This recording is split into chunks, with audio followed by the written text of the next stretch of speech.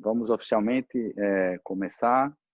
Sejam todos bem-vindos aqui ao nosso canal do EPSI, Espaço Psicanalítico, aqui no YouTube. Estamos aqui mais uma vez, né, para que a gente possa levar, né, mais conhecimento, levar um pouco de curiosidades para quem está em casa nesse tempo de pandemia.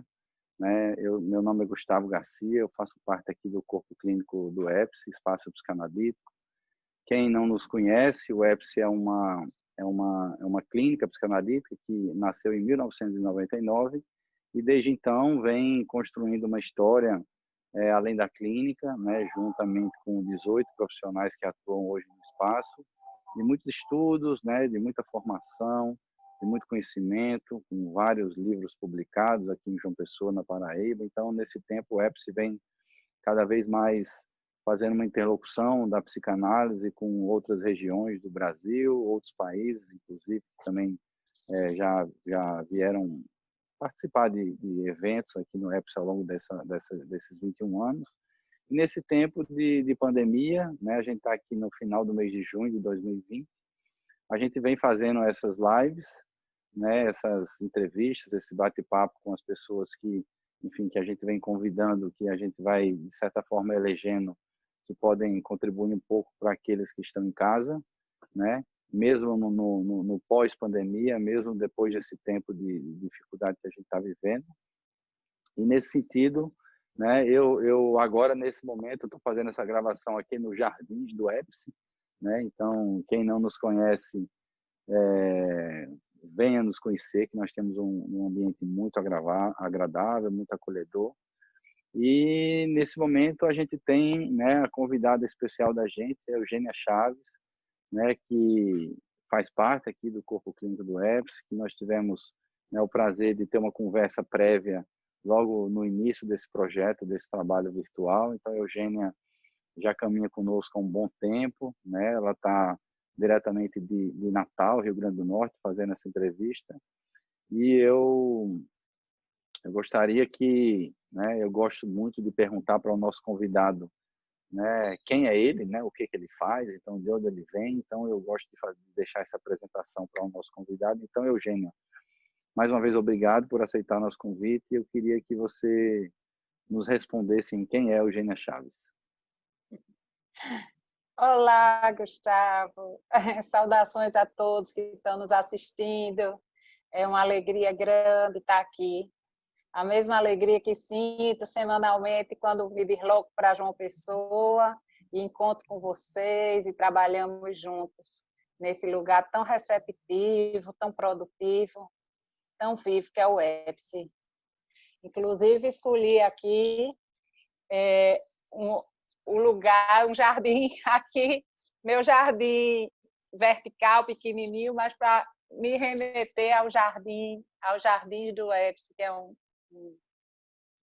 lugar muito aprazível e que tem boas recordações dele, de bons encontros. Bem, você me perguntou, né, quem é Eugênia Chaves. Eu sou psicóloga. Gustavo, acho que eu escolhi ser psicóloga, eu não tinha nem 12 anos ainda. Eu conheci uma pessoa que tinha a plaquinha aqui, fulana, psicóloga, e eu desejei ser psicóloga.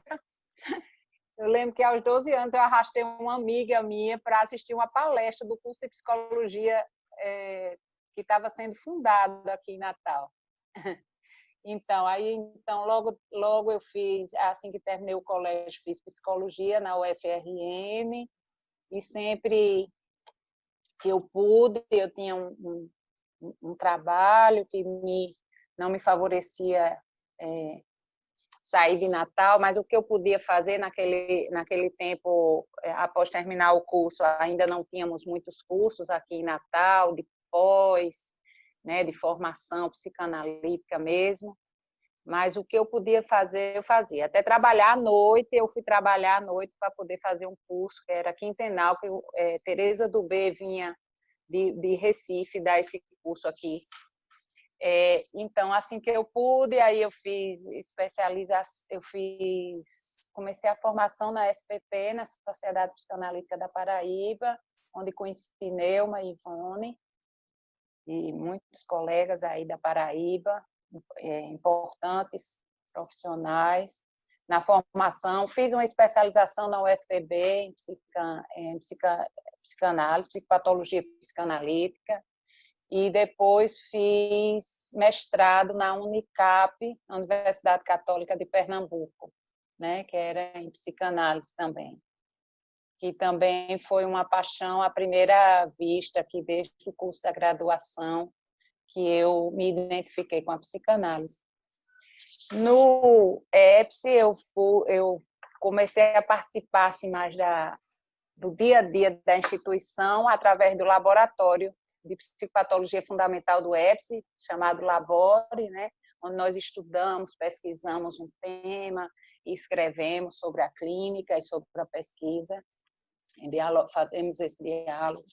E a partir do Labore, eu comecei a dar aula na especialização, comecei a participar de seminários. Hoje eu faço parte do seminário de Ferenc, de outros seminários sobre André Green, que vamos até receber agora o psicanalista Uribarri, né, argentino, que trabalhou mais de 10 anos com André Green. Ele vai fazer uma interlocução com a gente durante essa metade desse ano de 2020.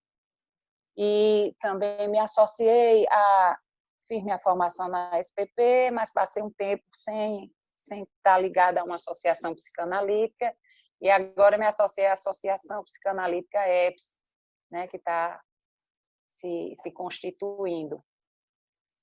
E atendo também aí nas sextas e sábados. Eu tenho uma clínica aqui há muitos anos em Natal, mas nas sextas e sábados eu estou participando, atendendo na clínica do EPS também. É isso. Oi, Eugênia.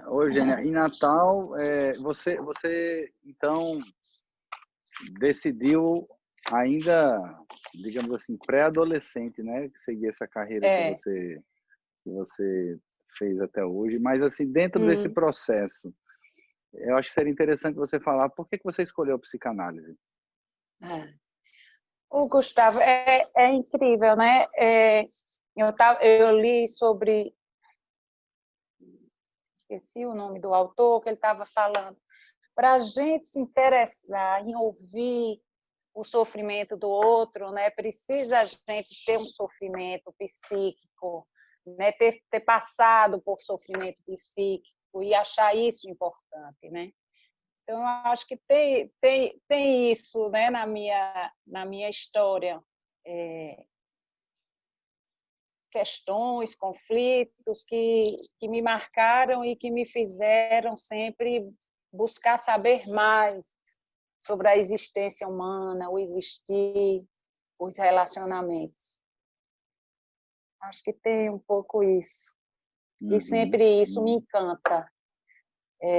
Às vezes a gente está muito requisitado, com muito trabalho, mas quando a gente vai receber o paciente, parece que aquela aura, né, acontece, a gente se transporta ali para o mundo do paciente. Eu consigo fazer isso com uma facilidade muito grande, por esse interesse, essa consideração pela subjetividade do outro. Eu acho que é por aí. Perfeitamente, Eugênia. Eu acho que, né, a opção da psicanálise para quem, enfim, não necessariamente você vai ter feito psicologia, mas existe, né, dentro do universo hoje da psicologia, né, você poder se aprofundar na psicanálise, mas aí você segue digamos assim, uma formação independente, né, nesse sentido, que você já toca nisso, né, sobre a questão da importância, né, enfim, que eu acho que a gente vai ligar isso com o tema, a importância do seu próprio autoconhecimento, do seu próprio trabalho terapêutico pessoal, para que você possa se tornar, né, um psicanalista e possa, digamos assim, não é apenas isso, estar preparado para, digamos, se debruçar, né, na clínica como você vem fazendo, né? Eu acho muito interessante. Com Aí, enfim, certeza. eu acho, Eugênia, que a gente está, né, enfim, nesse tempo, como eu já falei, nesse tempo da pandemia, né, a gente está aqui no final do mês de junho de 2020, então é interessante a gente colocar aqui, né, são mais ou menos aí 90 dias, um pouco mais de 90 dias que a gente tem aqui no Brasil, aqui no Nordeste, digamos assim, vivenciando essas dificuldades de isolamento social, né, de dificuldades econômicas, de perdas de pessoas conhecidas em relação à questão da Covid, do coronavírus. Então, tem sido um tempo muito difícil e eu acho que você, né, quando a gente conversou lá no começo de maio, você escolheu, né, um tema sobre o amor, né? Foi uma escolha sua e que você mesma disse que gostaria de falar. Então, o amor, ele é, digamos assim, extremamente um tema abrangente, né? Enfim, que digamos, é falado digamos, discutido por todas as pessoas, né? Enfim, é algo que vive na relação das pessoas no planeta, né? Então, aí eu vou fazer uma pergunta, não sei como é que você vai responder, mas o que é que lhe chamou atenção, o porquê de você ter escolhido esse tema do amor? Eu acredito, ouvindo na clínica, né? Eu acredito que as pessoas têm muito receio, estão muito ressabiadas em acreditar no amor, né? E isso a gente pode até discutir um pouco por quê. E especialmente estão ressabiadas com medo de se tornar dependentes, de sofrer muito, mas ao mesmo tempo estão muito precisadas de amor. Estamos precisando muito dessa relação amorosa. Tem o amor Sim, sim. sensual, voltado para a sensualidade, tem o amor terno, voltado às necessidades, ao cuidado, à troca do cuidado com o outro, né? Então, eu acho que tem tudo a ver com essa fase que a gente está passando, né? Na dificuldade, a gente poder trocar o cuidado, né? Ser amoroso com nós mesmos e com os outros. Então, eu achei que era um Uhum, tema, além de ser um tema que eu acho que atrai a todo mundo, né? Que toca a todos, né? Mesmo as uhum, pessoas que escolhem, é uma escolha legítima, não ter uma relação afetiva, não viver a dois, né? De fazer um projeto de uma construção a dois na vida, mas o amor vai estar presente nas amizades, nas relações de família, na relação com o vizinho, né? Na comunidade. É uhum. uma coisa inerente ao humano e fundamental para a gente enfrentar os desafios humanos, né? Não, eu tava falando assim, as pessoas estão ressabiadas e aí eu acho que tem a ver com a queda do mito do amor romântico, né? Que foi um ideal de amor que, que que extrapola os limites do amor e que foi muito romanceado, muito idealizado na idade moderna, né? De que você, encontrando a sua cara metade, encontrando a outra metade da laranja, vocês vão se completar e, selado pelo casamento, vão ser felizes para sempre, ou até a morte os separe, né? Então, esse ideal que no dia a dia, no decorrer dos anos e no crescimento das famílias, a gente vai vendo que tem muitas dificuldades, né? As pessoas vão sofrendo a mesma promessa de felicidade, o mesmo sentimento, assim, quando a gente está apaixonado, enamorado, né?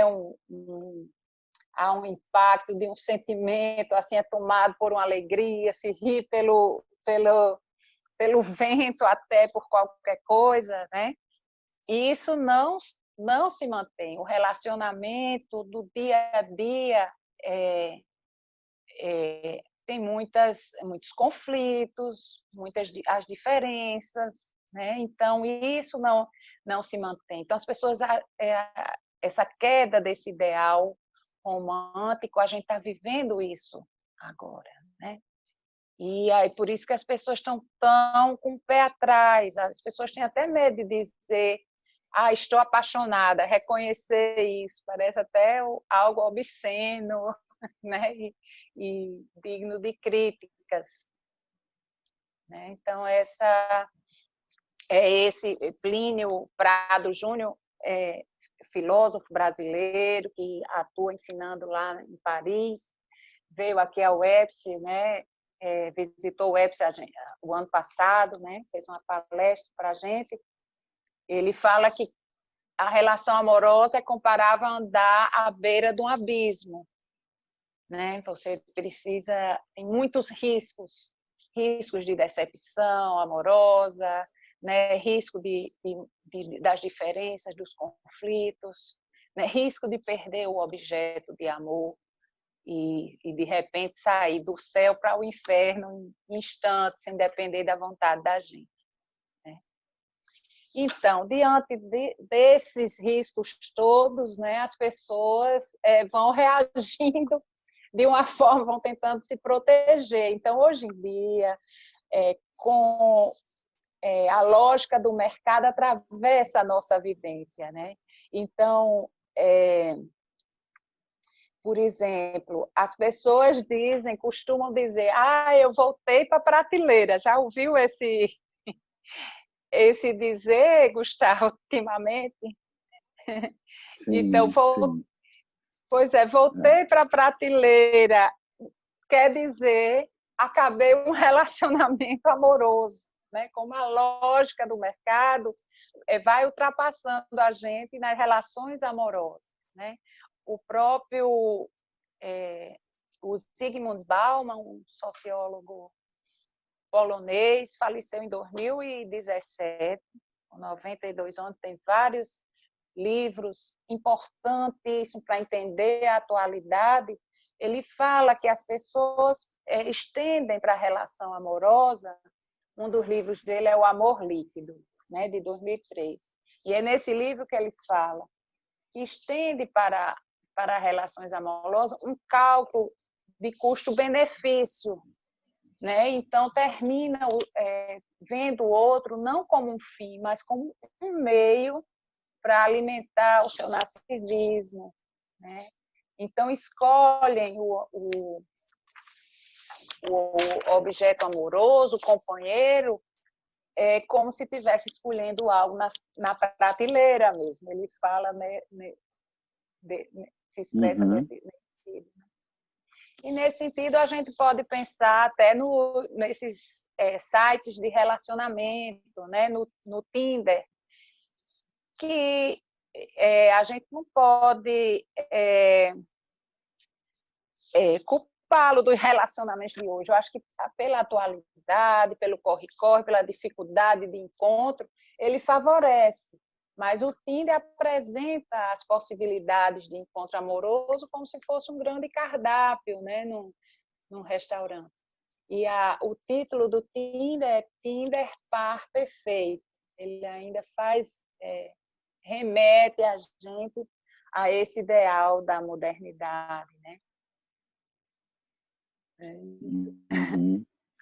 Eu tô, enfim, você está trazendo muitas questões interessantes, né, nessa sua fala. Eu acho que essa sua analogia que você traz aí do Plínio de você, né, enfim, você se relacionar, você caminhar, né, à beira de um abismo. Então, isso representa muitas questões, eu acho, no sentido de que você está em risco, né, que você precisa estar no equilíbrio, né, que você precisa estar sempre, digamos, ponderando, né, enfim, não só você, mas o outro, né. Eu acho que são questões muito importantes. E eu acho também que essa questão do que você traz hoje dessa oferta da prateleira, né, eu acho que isso, de certa forma, também nos mostra como, né, que as pessoas hoje, talvez, enfim, os mais jovens, mas as pessoas estão, digamos assim, construindo, né, relacionamentos, né? Pode ser que seja um relacionamento pontual, apenas um encontro, pode ser que seja algo mais profundo, né? E existem N formas, mas como que essa questão do relacionamento, aí a gente coloca, né, enfim, o amor aí, né, dentro desse mesmo processo, como isso vai mudando um pouco, talvez até a questão conceitual mesmo, né, enfim, é como você falou da dificuldade hoje que as pessoas muitas vezes têm até em afirmar um sentimento que estão tendo, enfim. Aí nesse sentido, eu escutando o que você traz, eu fico pensando, né, como é que, né, nós somos sujeitos, seres sociais, somos aqueles que nascemos ali, e, enfim, estamos naquele processo ali com os nossos pais.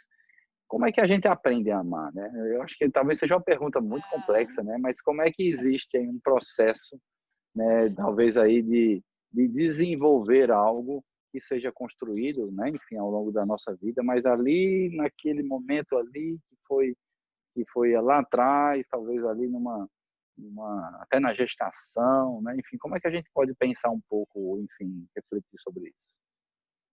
Ótimo essa sua pergunta, e a psicanálise nos ajuda muito a pensar sobre isso, mas antes, voltando ao seu comentário, eu queria fazer que realmente essa crise do ideal romântico, do amor, eu vejo como uma coisa positiva.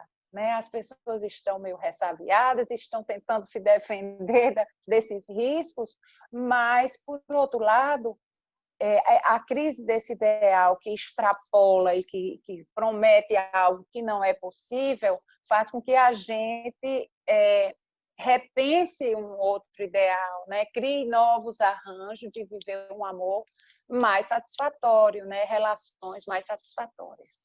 Mas como a gente aprende a amar? Né? Eu acho que amor a gente não é uma questão de aprender, né? Mas a gente desenvolve essa capacidade interna na relação com as pessoas, né? Desde o início, o bebê, o ser humano, ele nasce muito desamparado. Ele não tem condição de viver um dia sequer por ele, se ele estiver sozinho. Ele vai depender radicalmente de um outro humano, um adulto, que se dedique muito a essa missão de tentar ver quais são as necessidades dele, do bebê, e atender minimamente. Então, é esse amor que é dedicado a esse bebê no início que vai poder favorecer que ele se torne uma pessoa, né? Um ser humano, um sujeito de desejo. Se ele é amado nesse início de vida, né? E há essa devoção a essa função, a psicanálise chama de função materna, né? Embora essa função não é necessariamente exercida por quem deu à luz o bebê, né? Pode ser exercida pelo pai, a mãe e o pai juntos, mas é aquela pessoa, ainda na nossa sociedade, a gente mais frequentemente é exercida pela mãe, até pelo aleitamento, pela licença maternidade, que é bem mais longa do que a licença paternidade, não é? Mas não necessariamente é alguém que seja quem deu à luz a criança, mas é quem adota aquele serzinho, aquele pedacinho de carne, adota como uma pessoa. Né? O Winnicott, inclusive, ele diz que esse início a mãe vai sustentar o bebê. Sustentar nesse sentido físico mesmo, sensorial, de segurar o bebê, mas sustentar no sentido do desejo, de ver ali uma pessoa, de depositar desejos, esperanças, sonhos, né, expectativas, sustentar a vida, o amor à vida daquele bebê que ele ainda não tem desenvolvido isso. Então, é com esse amor inicial que vai marcar o sujeito e que vai, nas relações posteriores, vai ter essa marca de amor.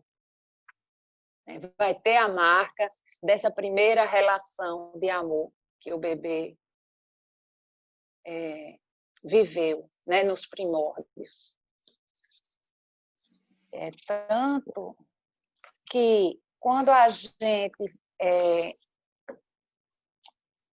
quando acontece o enamoramento, o apaixonamento, é algo do contingente, tem algo inconsciente que influi nesse encontro. Né? Hoje em dia se costuma dizer, rolou a química, né? Porque é mais fácil reduzir toda essa complexidade do funcionamento mental e de conteúdos inconscientes a algo biológico, né? A química que rolou. Né? Mas esse apaixonamento tem a ver com traço, com algo que a gente percebe, um sorriso, um olhar, uma maneira de olhar, de trocar o olhar com a gente, que leva a gente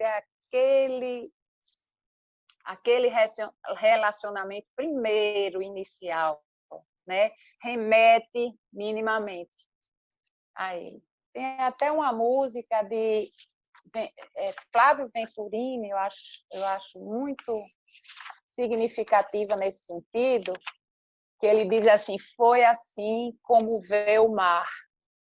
Né? Ele é mineiro, né? Mas como esse... E eu não queria me apaixonar, a música fala, né? Eu não queria me apaixonar, mas já estava em tempo de amar. Né? Então, é algo que a gente não controla, não é pelo querer, é pelo desejo, né? Algo que atinge, algo do inconsciente de um que atinge o inconsciente do outro. Você falando aí, eu fico pensando várias coisas, né? Porque é muito rica aí a sua fala nesse sentido, quando a gente começa a refletir sobre essas questões que vêm lá de trás. Mas eu acho importante, né? Vamos pensar que pessoas que não são da nossa área, da psicanálise, que não têm um conhecimento, né? Então você está dizendo, né, que aquela relação que digamos, iniciada, construída naqueles primeiros meses, naquela gestação, naquele momento em que aquele bebê está sendo cuidado, né? Que não é um cuidado, digamos assim, operacional, mas um cuidado, né? Que existe uma questão de uma operação, mas é um cuidado numa relação afetiva, né? Eu estou tentando, assim. Então você está falando que um bebê, né, nessa fase da vida, ele já está construindo algo que ele nem sabe, digamos assim, ele nem conhece aquilo, mas ele vai sentir, e é nessas sensações, nessa relação que digamos assim, que aquele sujeito ele começa a ser, digamos assim, desenvolvido, né? Vamos pensar assim. Então, eu estou registrando isso porque talvez isso, a maioria das pessoas, a grande parte, enfim, da população não tenha, né? Faça isso, mas não faça isso com esse conceito, né? Sabendo que aquilo ali, né, existe uma relação que está sendo construída, mas do quanto que essa relação naquele momento é importante. É isso mesmo? Isso mesmo. Inclusive, de marcar um lugar do sujeito para a pessoa que está exercendo a função materna, né? O sujeito, de uma forma inconsciente, como depende totalmente de quem exerce essa função, vamos dizer a função parental, o pai e a mãe exercendo essa função, o sujeito vai encontrar de forma inconsciente um lugar para ele naquela relação, que vai ter a ver com o lugar que ele vai encontrar para ele na vida, no mundo afora.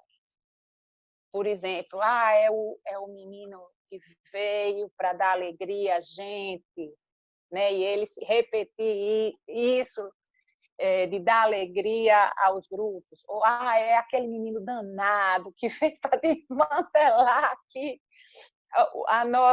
o nosso sossego. E isso, até de uma forma inconsciente, a criança assume esse lugar, né, de ser o danado, de ser muito inteligente, que dá orgulho aos pais, né? Ou de chamar a atenção. Cada um vai encontrar um lugar nessa relação com a mãe e o pai. E isso vai ficar gravado de forma inconsciente e vai se reproduzir de diversas formas diferentes no dia a dia. Uma análise vai favorecer você a se dar conta disso e a poder mudar isso de alguma forma, ou a lidar com isso melhor, né? Então, tem esse primeiro momento que o Winnicott da sustentação, do amor, que o Winnicott chama da fase de iludir, o tempo de iludir, em que então aquele que principal cuidador do bebê vai iludir, porque quando a criança sente frio, ele vem com a coberta. Quando está impaciente, vem um banho morno na temperatura ideal e dá um sossego à criança. Está com fome, chega o seio. Então, a criança vai tendo, nas primeiras experiências dela, essa vivência de que o que eu preciso, eu consigo. O que eu preciso, a necessidade que eu tenho, eu consigo. Como ele ainda não se separa da mãe, a criança vai ter essa vivência onipotente, que é a fome dela que cria o seio e o leite morno, é o frio que cria o casaco. Ela ainda não se separou da mãe, ela vive essa ilusão da majestade e o bebê.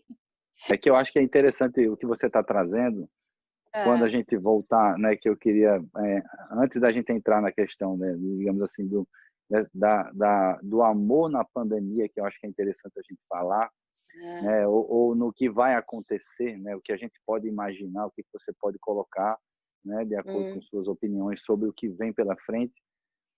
E aí eu vou trazer uma analogia ao que você está trazendo agora, que é extremamente importante, que, enfim, eu já vou antecipar, mas é exatamente sobre esses encontros e desencontros, né? Porque na pandemia que a gente está tendo é uma oportunidade, né, de estar mais presente, né, de participar mais, não só nessa relação com os filhos, mas com os nossos pares, companheiras, enfim, e de certa forma um excesso, né, de presença física mesmo, onde no nosso dia a dia a gente não tem isso. Então mas antes de fazer essa pergunta para você, eu queria que você, enfim, desse uma pitada de algo que é exatamente o oposto ao amor, que é a questão do ódio, né? Então, nós como seres humanos, a gente meio que vai aprendendo, né, ao longo da vida, que a gente não pode sentir raiva, que a gente não pode, enfim, eu coloquei raiva, mas o ódio, né? Então, como é essa conexão?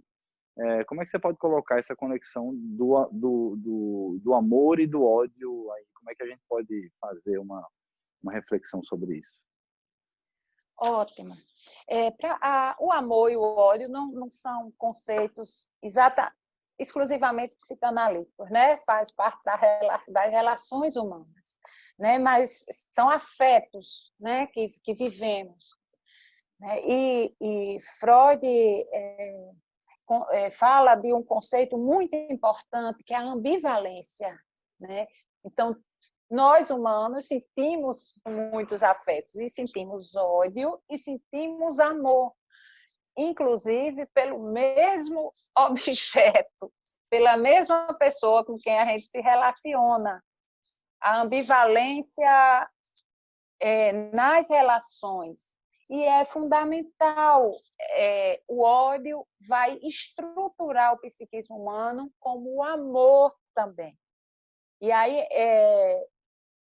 a gente pode pensar que é importante para a mãe reconhecer que tem uma ambivalência em relação ao filho.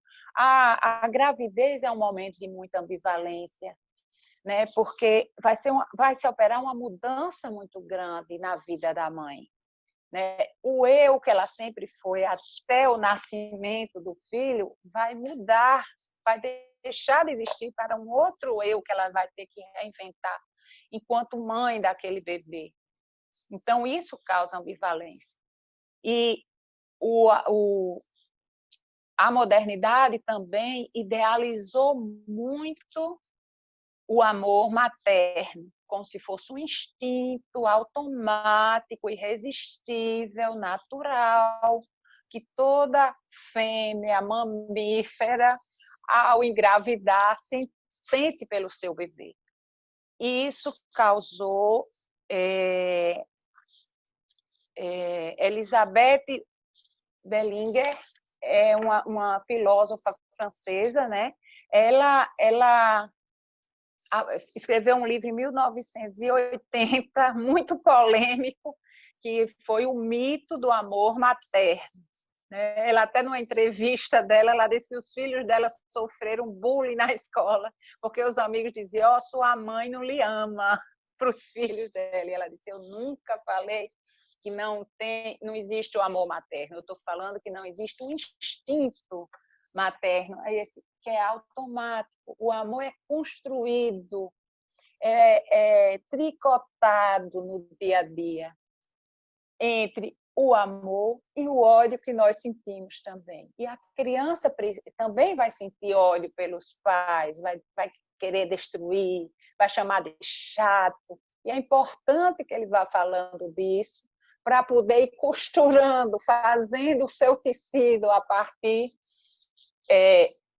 desses afetos que ele vai sentindo do outro, podendo lidar com esses afetos, que são humanos, fazem parte da estrutura, né? Então, lá como bebê, a mãe precisa se dedicar, ser muito devotada nos primeiros meses, mas quando a criança já está mais apaziguada desse medo de ser devorado ou de ser destruído, a mãe precisa também saber dar uma distância e, aos poucos, ir mesclando presença e ausência, né? Para a criança poder se separar da mãe, perceber que a mãe é um sujeito diferente dela e até descobrir as próprias habilidades que ela tem. A função paterna é muito importante nesse momento, né? Porque a mãe vai poder voltar-se e, desde o início, a mãe vai ter essa referência do pai, vai transferir para o filho como um enquadre, para esse filho não se misturar, não ficar tão misturado como no iniciozinho e poder se separar da mãe e voltar-se para o mundo, né? Como uma pessoa separada. Então, o ódio é fundamental. Inclusive, né, tem um livro de Michelle Berrain, muito bom, Amor e Ódio, a ambivalência da mãe. Sim, né? Muito bom. Que ela fala que a mãe comum, que percebe nela essa ambivalência, é quem vai poder humanizar melhor seu filho, no sentido de lidar com esses afetos contraditórios e construir com eles algo positivo, né? Aquela mãe que, não, eu sei tudo sobre o meu filho, ele me completa, eu sei, é quase uma parte de mim, vai prender essa criança e vai ficar mais difícil para ela se desenvolver, né? Se separar da mãe, se desenvolver. Eugênia, nesse sentido, vamos pensar na questão, eu acho que, enfim, a gente talvez não seja o tema da nossa conversa hoje, mas de onde é que nasce, então, essa culpa da mãe que tem um sentimento desse, por exemplo, por um filho, ou talvez, né, de um relacionamento onde você possa, né, ter, às vezes, expressões ou falas, né, digamos assim, mais com ódio, enfim. Então, porque eu não sei se a gente pode falar que isso é construído nessa relação, mas é que talvez o nosso modelo de sociedade, não sei, meio que contribua para que a gente fique mais, como é que eu vou dizer assim, não permita que a gente sinta isso, ou se sinta culpado por sentir o ódio, vamos pensar isso dessa forma. Então, essa culpa, digamos, você enxerga isso como algo, digamos assim, que viva, né, que a gente conviva com isso e essa culpa acabe sendo, de certa forma, um problema para as pessoas, essa culpa do sentir o ódio. Sim, com certeza. E isso até na educação, né? Se a criança fala ao pai, você é chato, ou não suporta a criança, o ódio da criança ao pai ou à mãe, e repreende, que coisa feia, né? Então, a gente vai aprendendo desde criança a calar. Tem os afetos que podem ser falados, que são superiores, que são valorizados, né? Eu acho que a educação religiosa, o catolicismo valoriza, né, alguns afetos, alguns ideais, reforçam alguns ideais, né, de caridade, de amor ao próximo, de amar o outro como a si mesmo, que Lacan já disse que é impossível a gente amar o outro como a si mesmo, né? E aí tudo isso vai causando esse ideal de amor, de instinto materno também. Então, a mãe não pode ser ideal. Além de ser mãe e gostar do filho, ela é ser humano, com sua história, com suas dificuldades, com seus projetos, seus desejos, né? Então, ela vai ter de conciliar tudo isso para ser uma mãe, o que o Winnicott chama uma mãe suficientemente boa, né? No sentido de poder fazer um arranjo disso tudo, essa costura de alguma forma que atenda e que favoreça o desenvolvimento emocional do filho. Ô Eugênia, enfim, como a gente já falou, né, anteriormente, a gente está, né, vivendo um tempo difícil, né, um tempo onde, enfim, acaba que não tem como a gente vivenciar o que a gente está passando agora, né, e não ter essa, digamos assim, a questão do amor não aparecer nas nossas vidas, no nosso dia a dia, né? Nesse sentido, eu acho que seria interessante a gente fazer uma reflexão desse tempo que a gente está vivendo, né, e também do que vem pela frente, né, dessa forma, né, tanto na relação, eu acho que talvez o destaque maior, enfim, que a minha pergunta vai fazer seja mais nessa relação do sujeito com um companheiro, com uma companheira, um namorado, uma namorada, enfim, um marido, uma mulher, enfim, ou uma relação hoje também, né, com os filhos dentro de casa. Como é que você pode, digamos assim, fazer uma reflexão para a gente do que vem acontecendo, né, por conta, né, eu acho que são várias questões ao mesmo tempo, né, inclusive eu escutei hoje uma questão interessante, que a gente, né, a gente não está no mesmo barco, né, foi uma analogia que foi feita, a gente está passando por uma tempestade, mas cada um tem um barco diferente, né, que, enfim, a nossa maneira de enfrentar, né, não só a nossa maneira pessoal de enfrentar esse momento, mas a nossa maneira de enfrentar isso juntamente com a nossa família, enfim, com os nossos pares, enfim. Então, como é que você enxerga, né, essa dificuldade, enfim, que tem aparecido diversas situações complicadas por conta dessa situação em que a gente é obrigado a ficar em casa e tem que conviver, né, com muito mais, talvez, um tempo maior de convivência nesse universo de dificuldades, tanto com os filhos quanto com os cônjuges. Enfim, a gente está vendo muitas questões sobre isso. Então, o que você acha desse tempo que a gente está vivendo em relação ao amor? Isso é muito interessante. Quando a gente tem um amor mais maduro, né? Inicialmente, esse enamoramento, esse apaixonamento, a gente é como vestir-se esse fantasma, o fantasma do ideal que a gente tem de um par amoroso, né? No outro, né? A partir de alguns indícios, de algumas coisas que a gente já viu que podem fisgar o amor da gente, né? Mas a partir daí, quando isso acontece, que é um encontro que não é fácil, é raro, né? E se você deseja alimentar essa relação, é necessário muita maturidade para, aos poucos, você poder ir vendo para além do fantasma que você vestiu no outro, né? Vendo o outro e podendo valorizar e amar o outro. Aí eu acho que aí é que é o amor mesmo, né? Que se dá, que é como Freud fala, que é uma escolha de vida, né? Em poder trocar cuidados com o outro, né? Poder, de alguma forma, haver uma complementação, além do prazer sexual entre o casal, né? O par, mas também uma complementariedade nos gostos, nas formas de lidar, por exemplo, um cozinha muito bem, o outro gosta muito de comer, atividades juntas que possam realizar juntos, né?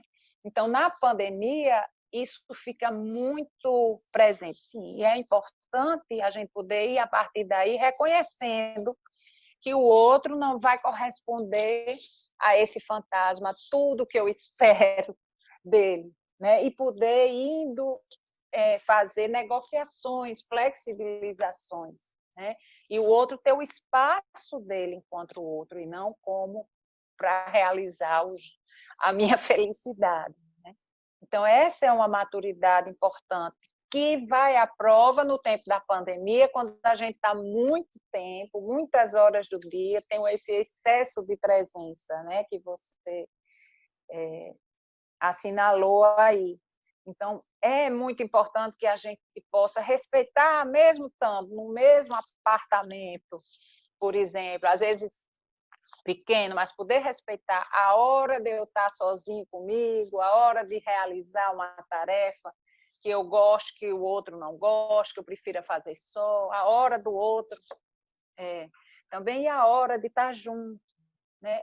É uma possibilidade de se conhecer mais o outro, né? De poder ter mais gratidão ao outro, né? De criar formas de lidar com essas diferenças, né? Às vezes fica difícil porque os conflitos aparecem. Eu tenho uma expectativa, né, de que o outro vai realizar todos os meus desejos, isso vai causar uma frustração imensa. Isso acontece nos casamentos em geral. E na pandemia, esses conflitos, essas diferenças podem aparecer muito fortemente. Como também pode aparecer a maturidade de lidar com essas diferenças de uma forma criativa e se criar o novo, reconhecendo as diferenças, reconhecendo que o outro não vai encaixar totalmente no meu sonho, mas o que é que a gente pode fazer junto, criar junto? Nem eu vou encaixar totalmente no que o outro espera, né? Eugênia, nesse sentido, então, você acha que essa, digamos assim, enfim, isso que acontece, né? E a gente encontra isso muito na relação das pessoas, nos estudos que a gente faz, enfim, que aparece inclusive na clínica, né? Essa questão de que a gente vai meio que depositando no outro, né? Depositando naquele, né? Que a gente, enfim, se relaciona, que a gente ama, uma expectativa muito maior do que o que a gente, digamos assim, deveria fazer. E talvez isso seja feito, vamos pensar aqui, por algo que nos falte. Eu estou fazendo, né, a pergunta eu vou lhe fazer, mas nesse sentido, o que você acha que acontece, que eu acho que talvez isso seja algo que, digamos assim, perpasse aí por diversos relacionamentos aí, enfim, dessa questão da gente colocar no outro algo que nos falte e que a gente, de certa forma, deseje preencher esse espaço e talvez essa equação ela não feche, digamos assim, com uma conta positiva, né? Vamos pensar assim. Isso. Lacan diz, né? Amar é dar ao outro o que a gente não tem, né? Muito nesse sentido, que a partir da falta, né?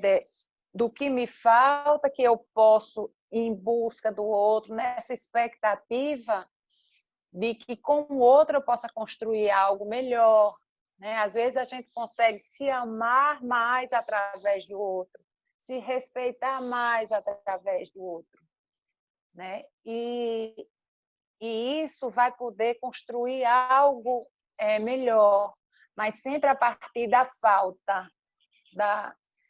de reconhecer que a gente não vai ter essa plenitude, né, desse momento ilusório, dos tempos primitivos, esse momento ilusório da paixão, né? Mas que a gente pode construir algo legal a partir dessa falta, dessa demanda, né? Eu acho que a pandemia, nesse sentido, favorece, porque a partir de um desafio muito grande, né? Esse vírus traz um transtorno muito grande às profissões, né, às famílias, ao equilíbrio financeiro do casal, né? E como eles vão poder se superar. Eu acho que é uma grande oportunidade de superação, de poder contar um com o outro, com o apoio do outro, e de se construir algo, de se criar algo novo, né? Com relação às crianças, eu também acho muito importante que os pais favoreçam, respeitem o espaço dessa criança, né? Eu escuto no consultório os pais dizendo: eu fico acompanhando ele na aula, né, da escola, e acho incrível que ele não presta atenção. Quer dizer, antes a criança ia para a escola e se prestava atenção ou não, ela tinha essa liberdade, essa mobilidade, né? Os pais idealizam, então o filho, então na hora em que estão lá toda hora com a criança, né, eles podem começar a comparar o que ele idealiza com o que realmente ele está vendo, né? E de poder crescer e poder ver o seu filho como ele é, e poder aproveitar o filho como ele é, e não o filho idealizado, né? E dar essa liberdade da criança também, ter o tempo dela, de brincar do jeito dela, de prestar atenção na aula de matemática, porque gosta muito, mas não suportar a aula de geografia, né? E você poder respeitar essa individualidade, né? Sem estar muito preso nessa idealização, que eu acho que aí é quando a gente quer essa perfeição muito grande que dificulta se relacionar com o outro. Ô, Eugênia, nesse sentido, então, pelo que você tá falando aqui para a gente, o excesso não é bom, não pode não fazer bem, né? Inclusive o excesso do amor, enfim, dessa relação dos pais. O excesso do olhar, né? O excesso de cuidado, com o filho. Né? Como pode também trazer, digamos assim, é uma relação que pode trazer dificuldades aí para essa relação, esse excesso. Uhum. Isso, como também que pode causar dano do mesmo jeito que uma falta, né? Uma escassez da atenção, do cuidado, da disponibilidade, né? A estar junto com o outro, a ver o que é que está precisando mesmo, qual é a dificuldade, o que é que a gente pode fazer junto. É interessante, bastante interessante, Eugênia. A gente está chegando aí na nossa, enfim, uma hora aqui de bate-papo, de entrevista que está muito agradável. E eu queria, assim, para a gente ir indo para esse, digamos assim, para esse encerramento, eu acho que a gente tem, digamos assim, a gente tem uma possibilidade de imaginar, de pensar e refletir sobre o que vem, né? O que pode vir para nós, né? Como pessoas, sujeitos, sociedade, enfim, nesse pós-pandemia, né? Então, a gente escuta muito, né? Sobre o tamanho, né, desse problema que a gente está vivendo. A gente escuta muito sobre as perguntas sem respostas ainda de como é que a gente vai, digamos assim, retomar a nossa vida, retomar as nossas relações, retomar, digamos assim, aquilo que a gente vinha, de fato, não que a gente tenha parado, né, mas é como se houvesse uma pausa, né, em tudo aquilo que a gente vinha fazendo, passasse a fazer movimentos diferentes, relações virtuais, né, onde inclusive casais hoje estão se falando até, enfim, a gente sabe de como a internet hoje, enfim, você falou sobre aplicativos, enfim, mas como se tornou, em alguns casos, o único meio de comunicação de pessoas que não podem ou não puderam se encontrar durante um certo tempo, enfim. Então, como é que a gente pode refletir sobre o que pode vir pela frente, né? A gente não sabe ainda quanto que a gente vai ainda viver esse problema, se vão ser mais um mês, 2 meses, 3 meses, mas o quanto que esse problema pode, digamos assim, quais consequências ele pode gerar nas relações humanas, nas relações amorosas, depois que a gente retomar as nossas vidas normais.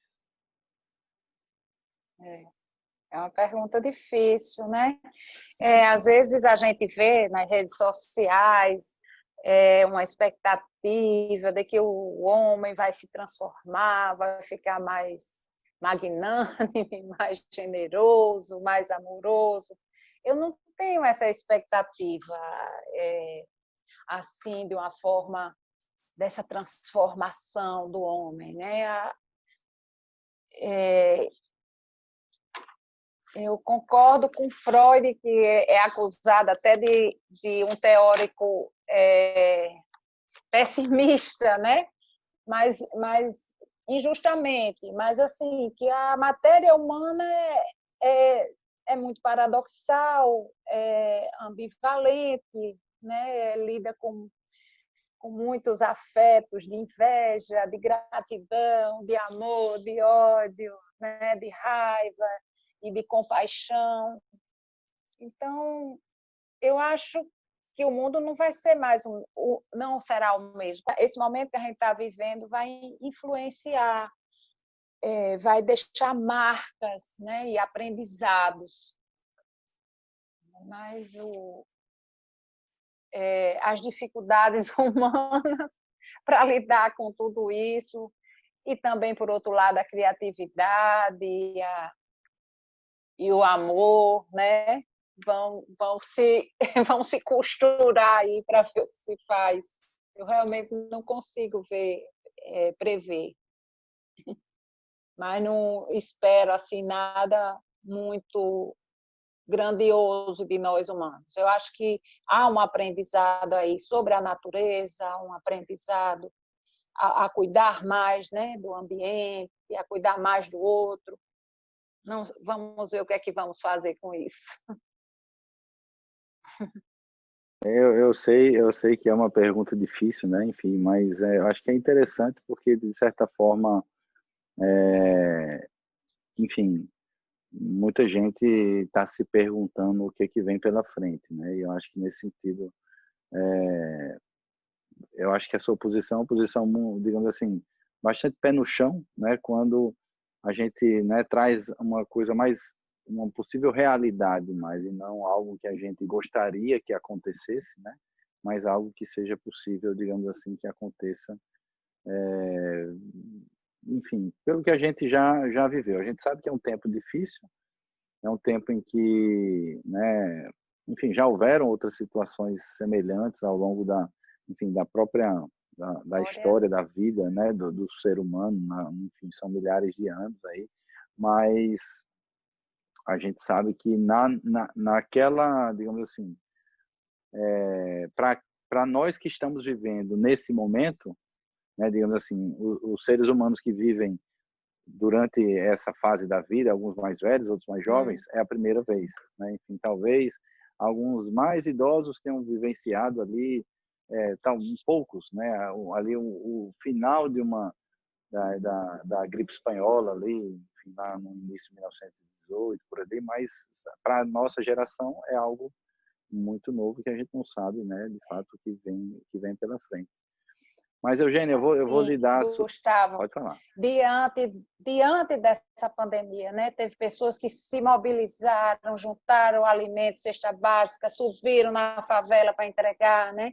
E já teve pessoas que usou a pandemia de forma política ou de forma para ganhar mais dinheiro, aumentar preço de máscara, de produto que estão sendo mais usados. Quer dizer, cada um vai tendo reações, né, muito próprias. Com certeza tem marcas e aprendizados, mas o que vamos fazer com isso, cada um vai fazer com isso. Aí vamos ver. Essa é a minha opinião. Perfeitamente, Eugênia. Veja bem, eu queria deixar as palavras finais para você, né? Mas antes de lhe dar a palavra, eu queria mais uma vez agradecer aqui a sua disponibilidade, a sua forma atenciosa que você sempre se coloca, né? Enfim, nas atividades, nas ações da nossa instituição, inclusive que você faz parte, né? Falar que, enfim, essa nossa conversa, essa nossa entrevista, o bate-papo, ele vai ficar, né, enfim, no nosso canal do YouTube, né, EPSI Espaço Psicanalítico, né, enfim, as pessoas podem entrar lá. Nós temos várias outras entrevistas e lives que foram feitas nesse tempo que a gente está vivendo. E queria dizer que foi muito rico, muito reflexivo, né, que a gente possa contribuir um pouco, né, digamos assim, uma semente naqueles que estão em casa, naqueles que estão em maiores dificuldades. E eu queria que você nos desse aí as suas palavras finais e a gente, enfim, agradece mais uma vez. Eu que agradeço, Gustavo. É muito bom estar aqui conversando com você sobre um tema tão instigante. E sobre o amor, eu gostaria de dizer que é sempre uma construção. E quem quer melhorar suas relações amorosas, acho que é muito importante poder voltar para si, se abrir para o autoconhecimento, se abrir para o conhecimento do outro, né? Nesse sentido, você só pode amar alguém se você ama a si mesmo, né? E só pode ser amado se você ama a si mesmo. E esse autoconhecimento, esse desejo de construir algo em parceria, seja com amigos, seja com sócio, seja com a pessoa da comunidade, ou algo com o seu parceiro afetivo, né?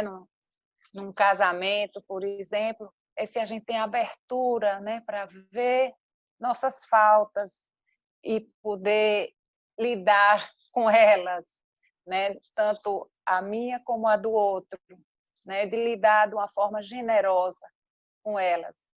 Não de culpabilidade, mas de uma forma generosa com essas faltas. Que bom, Eugênia. Então, mais uma vez, lhe agradeço, né, a sua presença em nosso ambiente virtual do EPSI e que a gente possa se encontrar mais vezes aqui, tanto virtualmente como fisicamente. Obrigado. Obrigada, Gustavo. Tchau a todos.